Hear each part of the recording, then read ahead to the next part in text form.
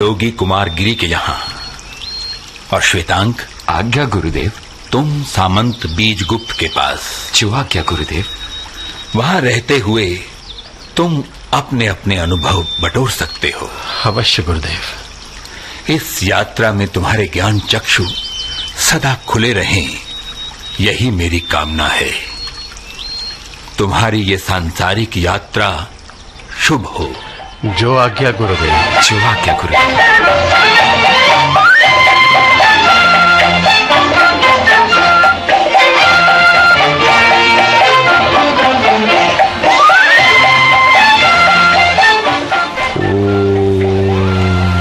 सच्चिदानंद संपूर्ण आनंद। ओम सच्चिदानंद। मंथर गति से बहता निर्झर कुश आसन पर ध्यान अवस्था में लीन योगी कुमार गिरी। मुखमंडल पर कितना तेज तथा पावन से भी पावन ये वातावरण।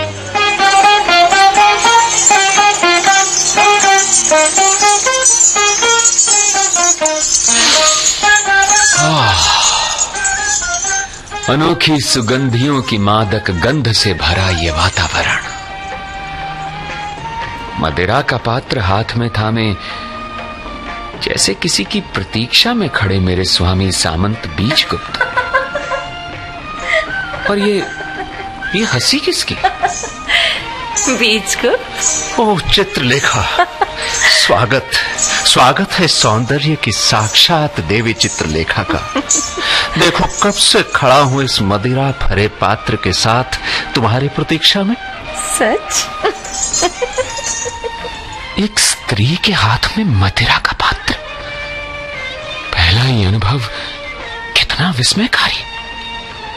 श्वेतांक। आज्ञा। चित्रलेखा, ये श्वेतांक है। आचार्य ने इसे यहां भेजा है मेरी सेवा के लिए। मेरे लिए गुरु भाई भी है, इसलिए मेरा विश्वास पात्र भी। और श्वेतांक। जी स्वामी। ये देवी चित्रलेखा है। प्रणाम। पाटलिपुत्र की सर्वश्रेष्ठ नर्तकी, पर मेरे लिए एक निष्ठावान पत्नी से बढ़कर इसलिए तुम्हारी स्वामिनी भी। और इसलिए श्वेतांक, तुम मेरे लिए विशेष स्नेह के पात्र भी हो। मैं इस स्नेह को पाता हूं देवी चित्रलेखा। और स्वामी, मैं आपके अगले आदेश के लिए बाहर ही खड़ा हूं। बीजगुप्त, क्या तुम जानते हो, तुम्हारे हाथों का स्पर्श पाकर ये मदिरा मेरे लिए मदिरा नहीं रह जाती। और मैं मैं नहीं। और फिर तुम क्या हो जाती हो चित्रलेखा? मैं जैसे कोई मादक सुर, कोई मधुर धुन। चित्रलेखा, मेरे रोम रोम को पुलकित करती कोई रसमयी रागिनी। और जानते हो बीजगुप्त, मैंने ये रस पाया कहां से? इस रस का अर्थ पाया कहां? कहां? चित्रलेखा, कहो ना, कहां? और कहां? तुम्हारे बाहुपाश के शब्दकोश में। और क्या तुम जानती हो चित्रलेखा, मैंने अपने जीवन में परम सुख का अर्थ कहां पाया? तुम में, केवल तुम में, तुम्हारे हर सांस में, हर स्पर्श में, तुम्हारे हर संवेग में, आवेग में। चित्रलेखा, मैं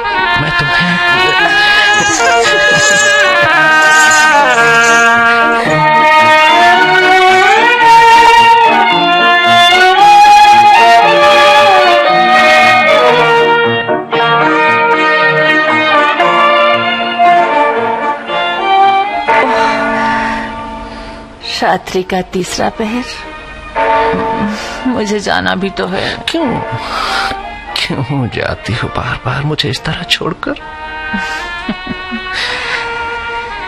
इसलिए क्योंकि एक सामंत के शयन कक्ष में एक नर्तकी अंकशायनी तो बनकर आ सकती है, उसकी पत्नी बनकर रह नहीं सकती। हाँ? चलो, पर आज मैं जाऊंगी कैसे? चिंता मत करो। इस स्थिति में यदि एक सामंत तुम्हें छोड़ने नहीं जा सकता तो उसका सेवक तो जा सकता है। सेवक? आज रथ में श्वेतांक जाएगा तुम्हारे साथ। ठीक? यही से।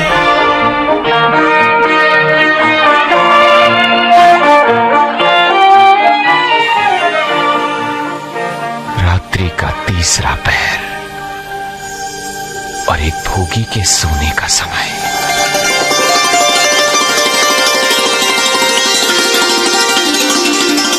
रात्रि का तीसरा पहर और एक योगी के जागने का समय। संभवतः योगी उठ रहे हैं। ओम नमः शिवाय। ओम नमः शिवाय। प्रणाम गुरुदेव, आसन लगा दिया गया है। तनिक पहले उठ गया, अभी कुछ समय है।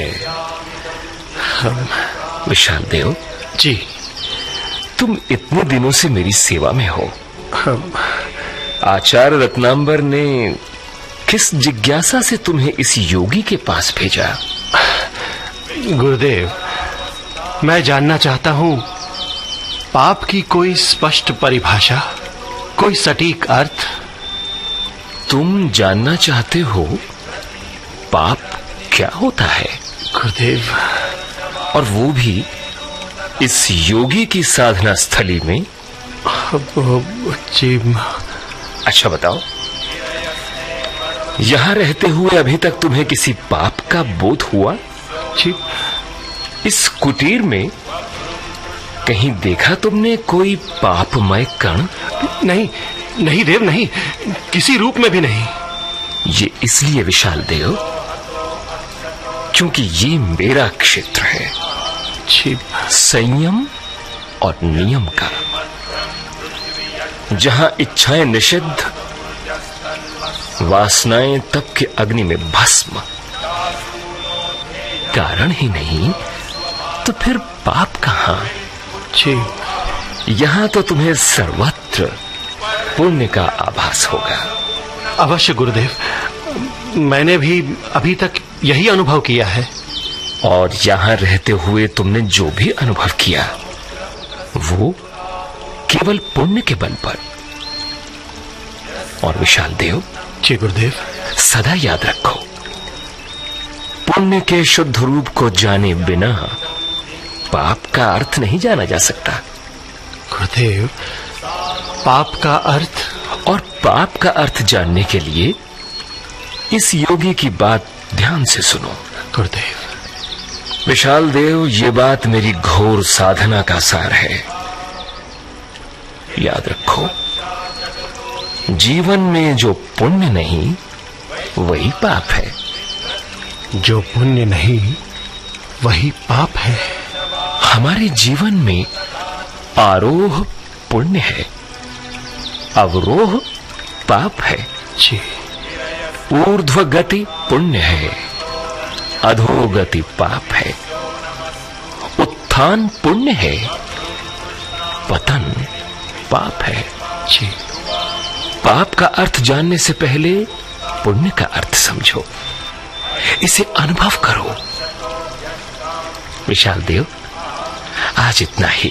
जी गुरुदेव। मेरी साधना का समय हो रहा है। ओम परब्रह्म हरि ओम। योगी कुमार गिरी की कुटीर में मेरा ये अनुभव जैसे पुण्य से एक साक्षात्कार। और श्वेतांग, अब तक तुम्हारा कोई अनुभव सामंत बीजगुप्त के यहाँ?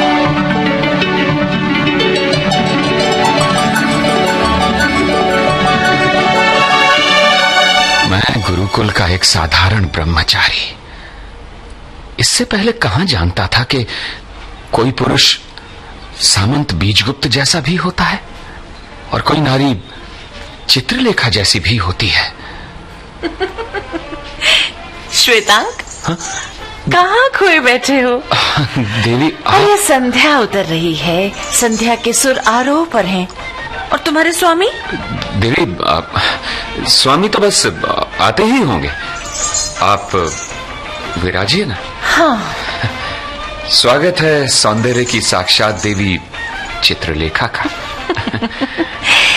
एक सेवक स्वामी की भाषा में बात करे तो प्रीतिकर लगने लगता है।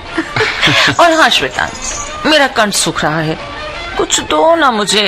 बस एक पल देवी, अभी लाता हूँ, शीतल जल लाता हूँ आपके लिए। देवी आप तुम बहुत अच्छे सेवक हो, पर बहुत भोले हो। इतना भी नहीं जान पाए कि चित्रलेखा एक असाधारण नारी है। क्या उसकी ये प्यास तुम्हारे इस शीतल जल से बुझेगी? समझ गया देवी, तूने देर से समझा।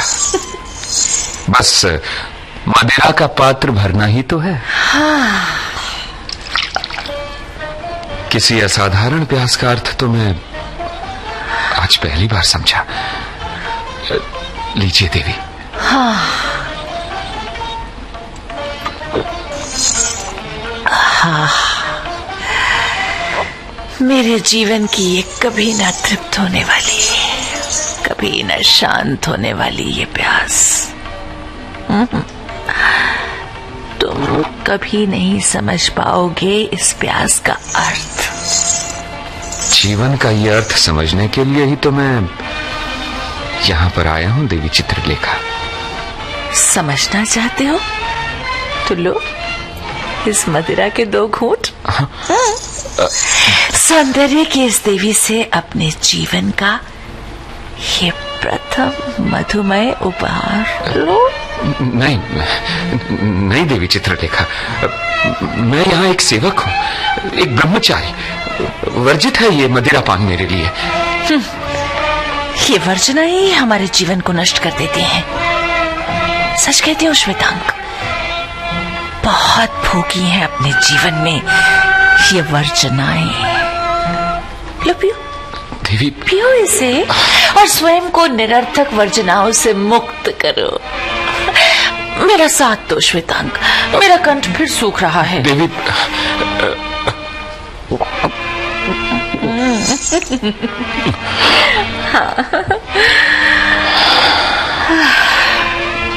एक अद्भुत शक्ति भी है, एक सम्मोहक शक्ति है इस नारी के पास। और मेरा ये घूंट जैसे कोई पहला मादक अनुभव। और जानते हो श्वेतांक, भीतर ही भीतर राख कर देने वाली इन वर्जनाओं से मुझे मुक्त किसने किया? तुम्हारे स्वामी बीजगुप्त ने। और मुझे वर्जना मुक्त किया आपने, आपके हाथों में लगे इस मधुमय अमृत पान ने देवी। बस इतना ही श्वेतांक? नहीं, इतना ही नहीं देवी चित्रलेखा, मैं सच कह रहा हूं आपसे। इस समय मैं स्वयं को हर वर्जना से मुक्त अनुभव कर रहा हूं। मैं इस समय प्रकृति की किसी सर्वश्रेष्ठ रचना को खोलते हुए देख रहा हूं।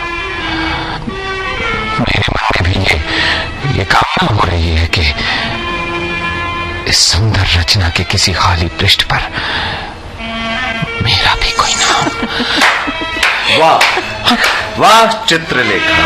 स्वामी, मेरे गुरु भाई को तुम्हारे हाथों जीवन की प्रथम दीक्षा मिली।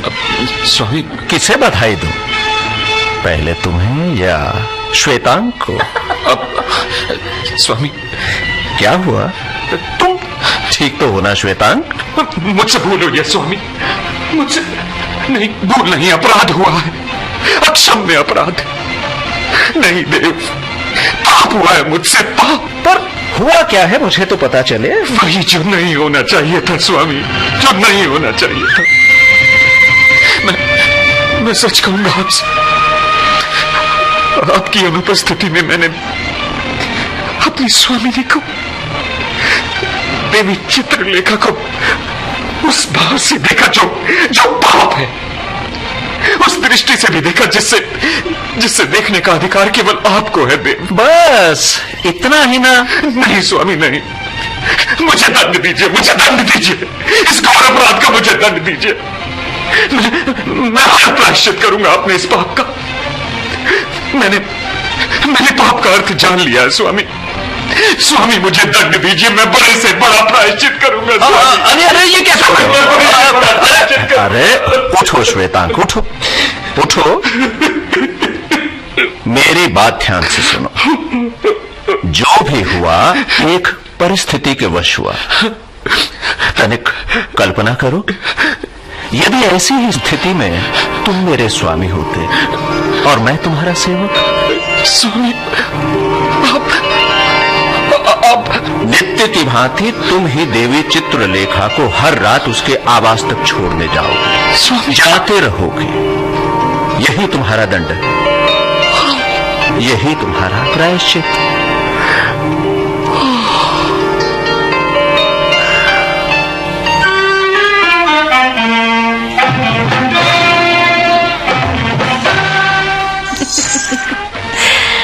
बीजगुप्त, तुम दंड भी देते हो तो कैसा, पर श्वेतांग के इस अपराध बोध का कारण तो मैं थी। क्या आप कोई दंड मेरे लिए भी? हाँ चित्रलेखा, इसके लिए तुम्हें भी तो दंड मिलना चाहिए। और तुम्हारे लिए दंड है कल सायं भरी राजसभा में सम्राट के सामने उपस्थित होने का आदेश। यह रहा तुम्हारा आरोप पत्र। निमंत्रण पत्र?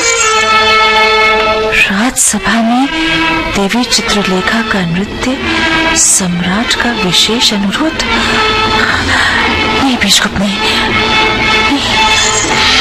मुझे ये निमंत्रण स्वीकार नहीं।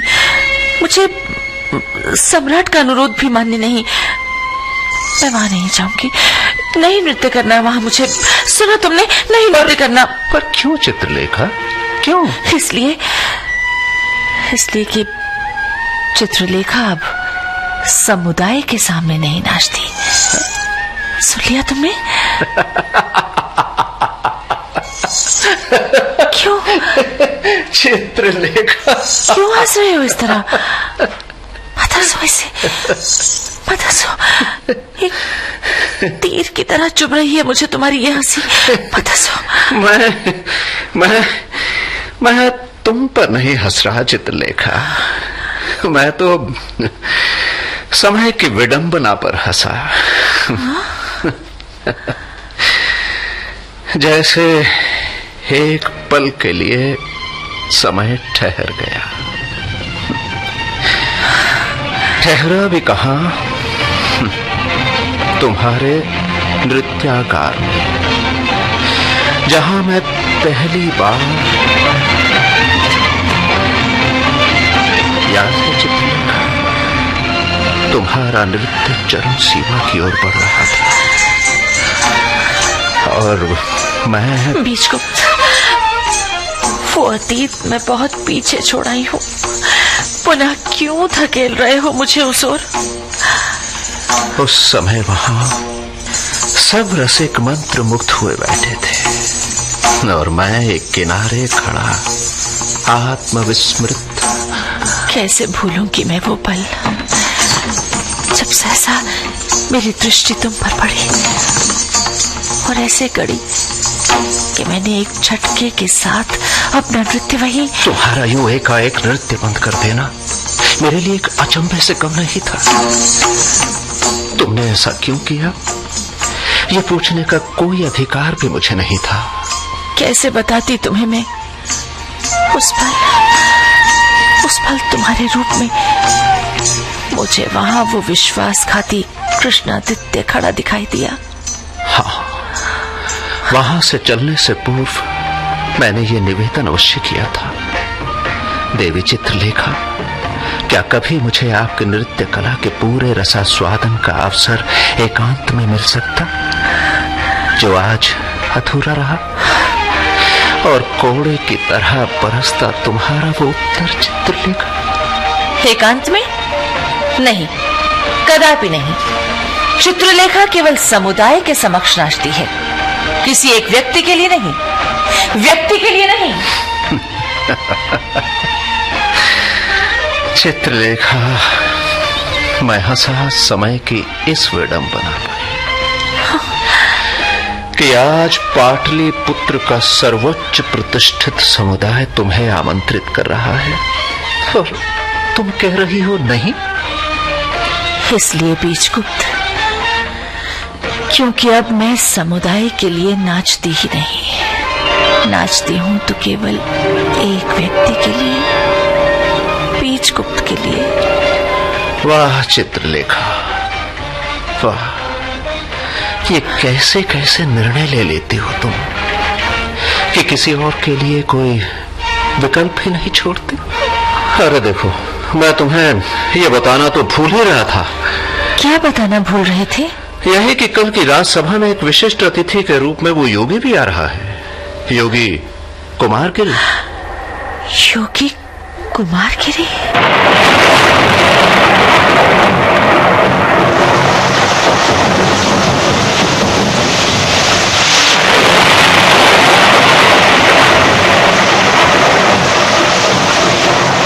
मैंने इस प्रलयंकारी रात्रि में तुम्हें यहाँ आश्रय लेने की सुविधा दी पथिक।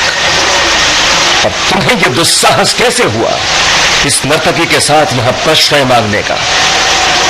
क्या तुम जानते नहीं, ये एक योगी की पवित्र तपस्थली है, यहाँ नारी प्रवेश निषिद्ध है।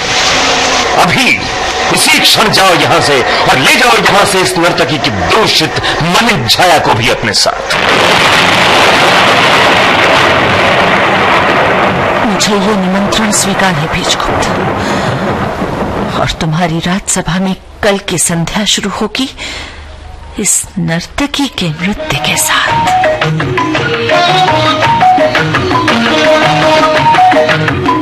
मान्य सभासदों, महामहिम राजन सम्राट के लिए इस अभिवादन मुद्रा के साथ आपके समक्ष नृत्यरत हो रही हैं नृत्य श्रेष्ठा देवी चित्रलेखा। स्वागत कीजिए उनका।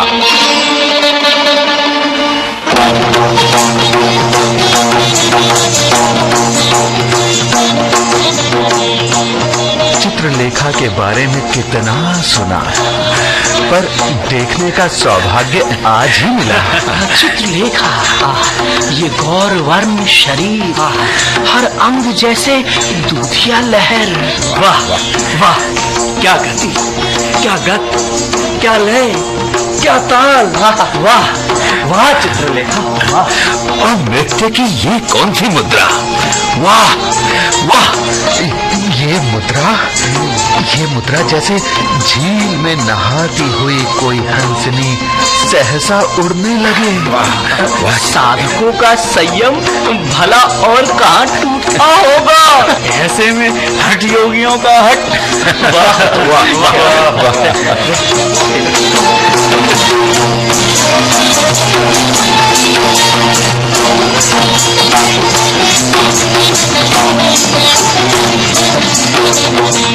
राजन, ये कौन? योगी कुमारगिरी। योगी कुमारगिरी यहाँ? अब राजन, मैं राज्य की समृद्धि और कल्याण की कामना करता हूँ। मैं मंत्री श्रेष्ठ चाणक्य से कुछ कहने आया हूँ, अतः नर्तकी का ये नृत्य प्रदर्शन बंद हो। राज दरबार में योगियों आचार्यों का सदैव सम्मान हुआ है। विराजिए योगी कुमार गिरी। और राज दरबार में आकर मैं देख क्या रहा हूं मंत्री चाणक्य? राज्य का समृद्धि कोश आज राग, रंग और रस के रूप में छलक रहा है, और तुम्हारे सभासद इस समृद्धि का सुख आज ऐसी नर्तकियों के संसर्ग में प्राप्त कर रहे हैं। धिक्कार है तुम्हें चित्रलेखा, धिक्कार है तुम्हारी इस नृत्य कला पर। ध्यान से सुनो चाणक्य, ये संसद धर्म की प्रतीक है, और इसका ये पवित्र प्रांगण राज कर्तव्य का बोध स्थल, न कि ऐसी नर्तकियों, ऐसी स्वच्छंद नारियों के अशोभनीय नृत्य का कोई विलास मंच। दुहाई है राजन। नाट्य तरंग में अभी आप भगवती चरण वर्मा की मूल कृति चित्रलेखा के रेडियो नाट्य रूपांतर का पहला भाग सुन रहे थे। रेडियो नाट्य रूपांतरकार थे इंद्र जोशी, प्रस्तुतकर्ता विजय दीपक छिब्बर, सहयोग सुधीर राजौरिया का। कल के नाट्य तरंग कार्यक्रम में हम आपको सुनवाएंगे चित्रलेखा का दूसरा और अंतिम भाग।